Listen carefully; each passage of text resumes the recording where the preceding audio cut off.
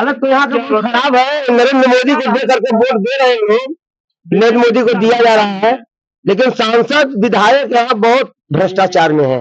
मैं भारतीय जनता पार्टी का स्वयं बूथ अध्यक्ष हूँ यहाँ का, मैं सही बता रहा हूँ, क्या करूँ। इस दिन पब्लिक जागरूक हो जाएगी ना, तो बीजेपी का पत्ता गोल हो जाएगा टोटल।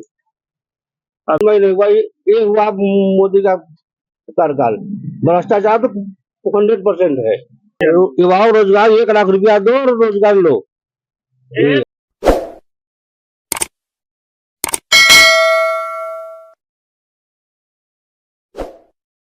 नमस्कार, जोहार। आप देखना शुरू कर चुके हैं ओबीसी टाइम्स और अभी हम मौजूद हैं लोकसभा सीधी में, मध्य प्रदेश के लोकसभा सीधी में, जहां से भाजपा के उम्मीदवार बनाए गए हैं लोकसभा के राजेश मिश्रा जी और कांग्रेस के उम्मीदवार हैं कमलेश्वर पटेल जी। कमलेश्वर पटेल जी, आपकी जानकारी के लिए बता दें कि इंद्रजीत पटेल जो मध्य प्रदेश के पूर्व मुख्यमंत्री रह चुके हैं कांग्रेस के शासन में, उनके बेटे हैं। तो यहाँ कहीं ना कहीं कांग्रेस की भी दाव प्रतिष्ठा दाव पे लगी हुई है। तो देखना यह दिलचस्प रहेगा कि यहाँ से किसकी विजय होती है। हमारे साथ यहाँ के कुछ स्थानीय लोग मौजूद हैं जिनसे हम जानने की कोशिश करेंगे और बात करेंगे कि क्या माहौल रहेगा यहाँ पे, क्या माहौल रहेगा चाचा। यहाँ का माहौल तो बहुत अच्छा रहेगा भाई साहब। यहाँ भारतीय जनता पार्टी के तहत ज्यादा से ज्यादा लोग वोट देने वाले हैं, क्योंकि नरेंद्र मोदी द्वारा अनेक प्रकार का योजना यहाँ चल रहा है। जैसे लाडली वाला योजना चल रहा है, उसमें लोग जो है सब आकर्षित है। पीएम किसान का कार्यक्रम चल रहा है, उसमें लोग सब जो है कि जनता जो है रुख लिया है भारतीय जनता पार्टी की ओर, नरेंद्र मोदी की ओर लिया है। इससे राजेश मिश्रा को यहाँ अधिक से अधिक वोट मिलने का उम्मीद है। ये यहाँ तो भाजपा का ही शासन भी है, मोहन यादव यहाँ से मुख्यमंत्री हैं जी। तो क्या लगता है उनका कुछ प्रभाव रहेगा? मोहन यादव का जब से आए हैं तब से प्रभाव ठीक ही है। जो शिवराज सिंह जो योजना चालू किए थे उस योजना पर अमल कर रहे हैं। और यहाँ से वर्तमान सांसद रीति पाठक हैं, तो उन्हें प्रत्याशी क्यों नहीं बनाया गया? भाजपा के पैनल से इस समय सांसद हैं, इसलिए उन्हें प्रत्याशी नहीं बनाया गया कि वो 10 वर्ष तक लगातार यहाँ का कार्य किए और जनता का कोई प्रकार का सेवा वो नहीं दे सकी है अभी आज तक घर में, इसलिए इस बार उनको बदल दिया गया है। बीजेपी तो आप लोग फिर से दोबारा से अब भाजपा से राजेश मिश्रा जी आए हैं, उनको जिताने की कोशिश कर रहे हैं। अगर उनका भी रवैया रीति पाठक की तरह रहा तो फिर आप क्या करेंगे? देखिए, अभी तो फिलहाल अभी वो बने हुए हैं, अगर बन जाएंगे तो अभी तो वोट में उनको राजेश मिश्रा को ही हम लोग देना चाह रहे हैं और सब हम लोग की जनता जनार्दन जो है उन्हीं की ओर रुख किया है।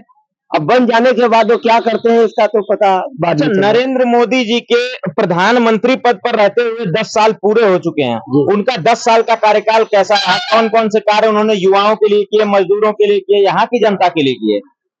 10 वर्ष में नरेंद्र मोदी हमारे विकसित भारत, संकल्प भारत को बहुत आगे बढ़ाया है और गांव-गांव और गली-गली में उनका नाम चल रहा है। सब लोग चाह रहे हैं कि नरेंद्र मोदी का ही सरकार बने और नरेंद्र मोदी को ज्यादा से ज्यादा। हाल ही में आपने देखा था इलेक्टोरल बॉन्ड वाला केस हुआ था, जिसमें ये कहा गया कि भाजपा को 7,000 करोड़ रुपए का चंदा मिला है।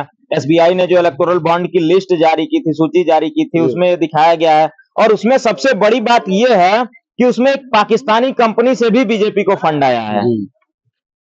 इसके बारे में तो अभी हमको कोई जानकारी नहीं है और अब इसके बारे में तो नहीं बता सकते हैं कि क्या होगा। क्या माहौल रहेगा यहाँ पे चाचा? माहौल तो बीजेपी ठीक रहेगा, अभी कांग्रेस का तो भाई डाउन है, लेकिन भैया कि कार्यकाल मोदी जी का सही है, लेकिन बता भी ठीक नहीं है कि पब्लिक पूरा खुश रहे। अच्छा, यहाँ रोजगार के क्या क्या काम हो गए? युवाओं को रोजगार मिला है? युवाओं रोजगार 1 लाख रुपया दो और रोजगार लो। खुलेआम घूस चल रही है, पूरा घूस चला। कंपनी वाले यहाँ है, मतलब उनको 1 लाख चाहिए, चाहे विधायक हो, चाहे कलेक्टर हो, चाहे अधिकारी हो, 1 लाख रुपया चाहिए और नौकरी लो। ये तो भाजपा शासित प्रदेश है। यहाँ शिवराज सिंह चौहान इससे पहले मुख्यमंत्री थे, मोहन यादव अभी भाजपा से मुख्यमंत्री हैं। तो यहाँ पे बीजेपी तमाम आए दिन दावा करती है कि भ्रष्टाचार मुक्त भारत हो, करप्शन मुक्त भारत हो, जीरो टॉलरेंस की गवर्नमेंट चलाती है। तो आप यहाँ पे कह रहे हैं कि अधिकारी और नेता खुलेआम घूस ले रहे हैं। अरे क्या बताया सर जी, हमारा काउंटर तोड़ दी, हमने थाने में जाकर रिपोर्ट किया, उसका कोई सुनवाई नहीं हुआ। ये हुआ मोदी का कार्यकाल, भ्रष्टाचार तो 100% है। हमारा काउंटर यहाँ के गुंडे लोग शराब पी के तोड़ दिए, और हमने जाके शासन चौकी में देखिए इसका कोई सुनवाई नहीं है। अब इससे भ्रष्टाचार अब क्या बोलेंगे,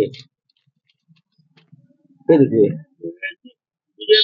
इससे भ्रष्टाचार क्या मिलेंगे। अब आपने FIR किया और कोई सुनवाई नहीं हुई। कोई सुनवाई नहीं, आज तक कोई सुनवाई नहीं, पूछने वाला नहीं आया कि क्या हुआ क्या नहीं हुआ। हमारा 10,000 का काउंटर तोड़ दिया, हमने फिर पैसा लगा के बनवाया। अब मोदी का इससे बड़ा भ्रष्टाचार क्या चाहिए। बढ़िया तो है, दुकानदार हैं आप, दुकान खोला है आप, आत्मनिर्भर बने हैं आप। मोदी जी ने कहा था आत्मनिर्भर बनिए, पकौड़ा तलिए। मोदी जी का कारोबार ठीक है जो है, लेकिन जो यहाँ के विधायक मंत्री जी है ना, उनका कारोबार पूरा सांसद जी तो भाजपा के हैं यहाँ से, रीति पाठक। और हो गया है तो भाई क्या होगा, बीजेपी के नाम पर तो कुछ भी एक जानवर को भी टिकट मिल जाए तो भी आज चुनाव जीत जाएगा। आप लोग मोदी जी को देखकर वोटिंग करते हैं? हाँ, मोदी जी को वोट देते हैं। हम तो भाई आज तक नहीं दिए, लेकिन इस बार देने का मूड है। अभी तक आपने भाजपा को वोट नहीं दिया है, वोट नहीं दिया, हम कांग्रेस को डालते हैं वोट। हमारे साथ कुछ और लोग मौजूद हैं जिनसे हम जानने की कोशिश करेंगे यहाँ का चुनावी माहौल क्या है। क्या माहौल रहेगा भैया? बीजेपी का माहौल रहेगा। रहेगा ना। अभी वर्तमान सांसद रीति पाठक हैं यहाँ से, बीजेपी से। कैसा कार्यकाल रहा है उनका, कैसा काम किया है उन्होंने? कौन किया तो ठीक किया, ठीक किया है। ठीक किया। खेती बाड़ी का यहाँ क्या माहौल है? खेती बाड़ी कौन चल रहा तो ठीक है।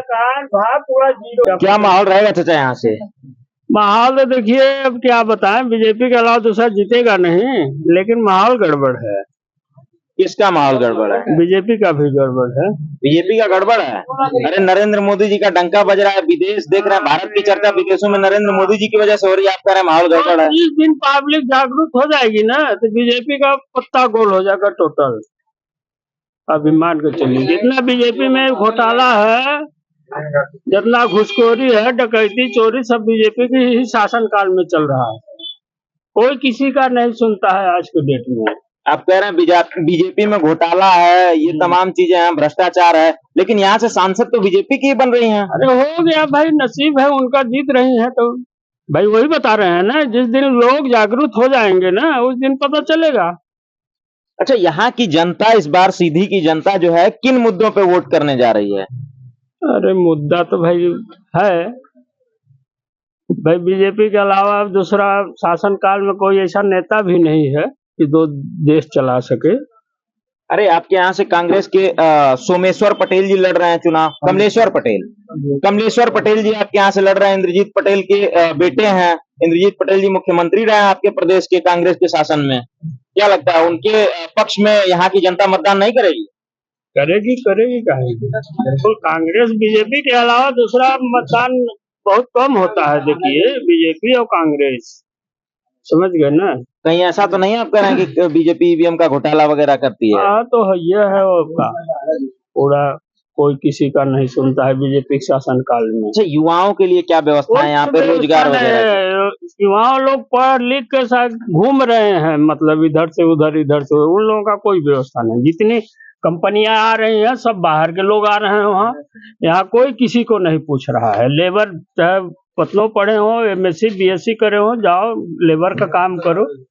इसके MSc BSc करके लेबर का काम का यहाँ के बच्चे जो पढ़ रहे हैं, MSc BSc किए हैं, अगर वो काम करने जाते हैं विधायक सांसद के पास, तो 1 लाख रुपए लेकर कंपनी में लगाते हैं उनकी नौकरी।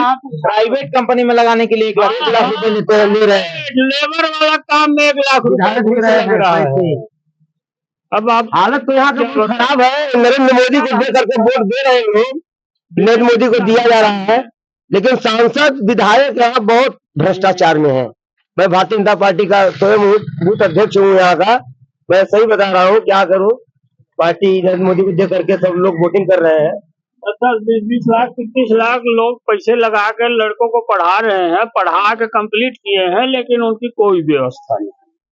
सब बेरोजगार घूम रहे हैं।